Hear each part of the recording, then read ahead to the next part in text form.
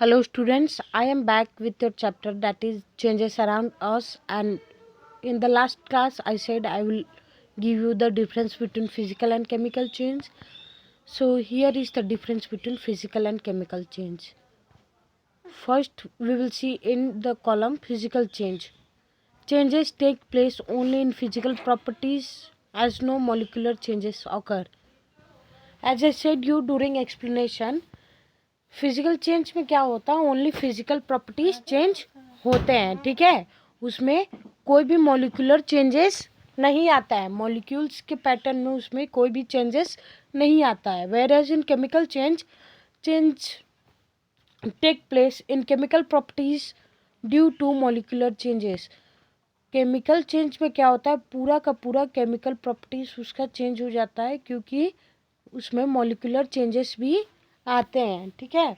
Second point है हमारा under physical change, no new substance is formed. कोई भी नया सब्सटेंस फॉर्म नहीं होता है. Whereas in chemical change new substances are formed. Chemical change में न्यू सब्सटेंस फॉर्म होता है.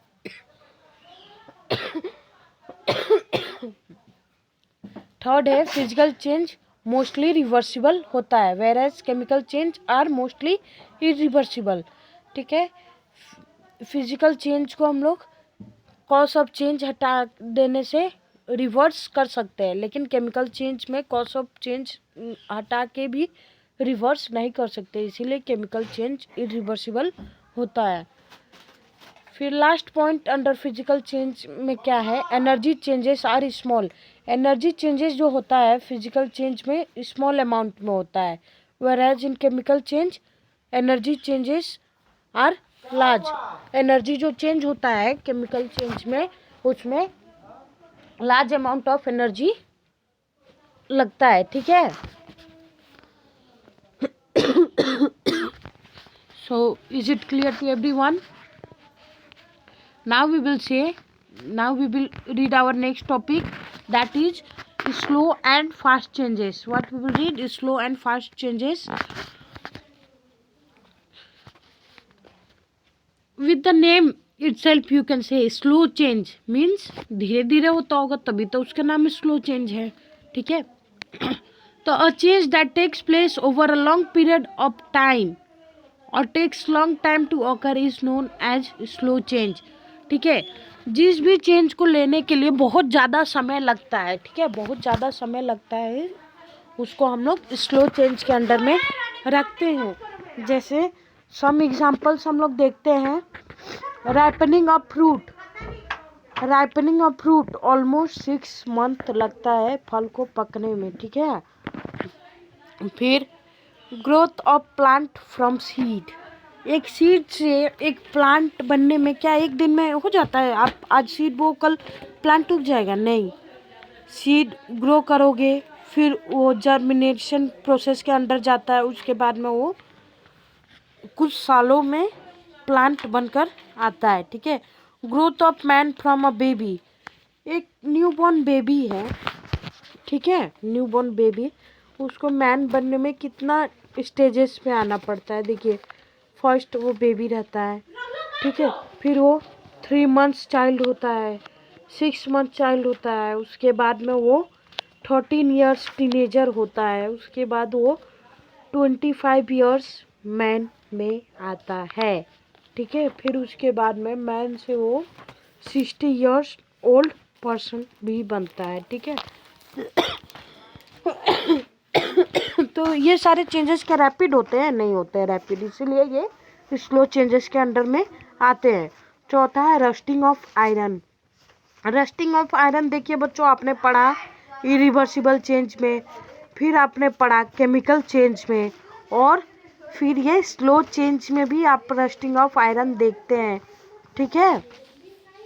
तो इतना समझ में आया बच्चों आपको?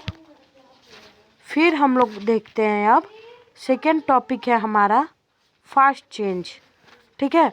The change that takes place instantaneously और over a short period of time is called fast change, ठीक है. वो चेंज जो एकदम इंस्टेंट टेक प्लेस करता है, ठीक है, इंस्टेंटेनियसली टेक प्लेस करता है, उसको हम लोग फास्ट चेंज बोलते हैं. इंस्टेंटेनियसली, तुरंत, ठीक है। जैसे बर्निंग अप कैंडल, आपने कैंडल में आग लगाया, वो कैंडल कुछ नहीं तो आधे घंटे के अंदर में वो कैंडल जल के खत्म हो जाएगा, ठीक है।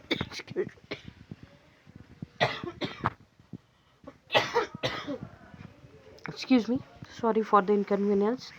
देन सेकेंड है ब्रस्टिंग अप क्रैकर्स, आपने एक बार माचिस मारा क्रैकर में, वो क्रैकर तुरंत फट के ख़त्म, ठीक है, फिर उसका कोई यूज़ नहीं है।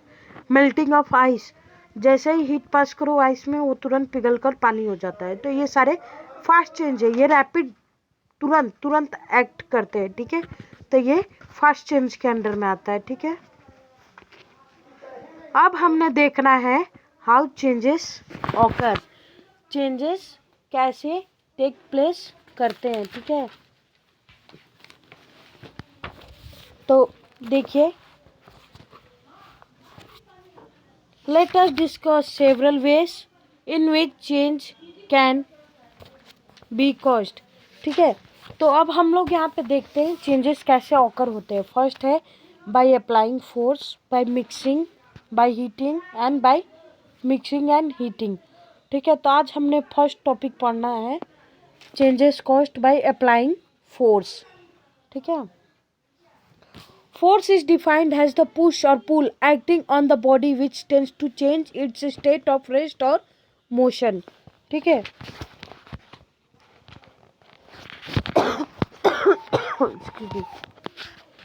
फोर्स क्या होता है?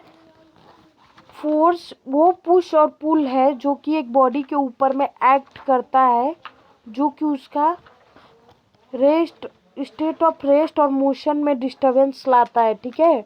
वो पुश और पुल होता है।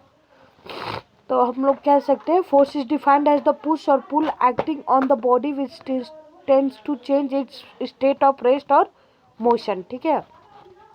The shape and size of an object can be changed by using force, किसी भी ऑब्जेक्ट का शेप या साइज होता है उसको हम लोग फोर्स लगाकर चेंज कर सकते हैं। जैसे एग्जांपल में देखिए,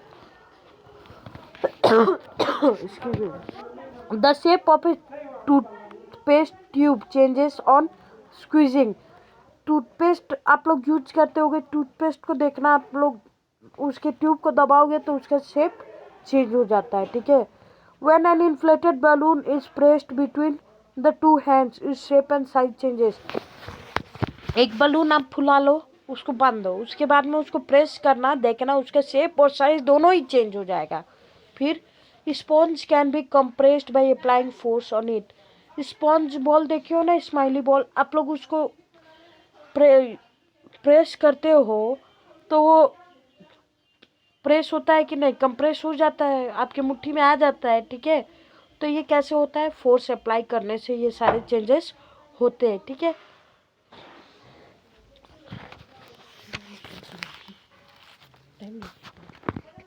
अब नेक्स्ट टॉपिक बच्चों हम लोग नेक्स्ट क्लास में स्टार्ट करेंगे, that is changes caused by mixing. Till then keep reading. Thank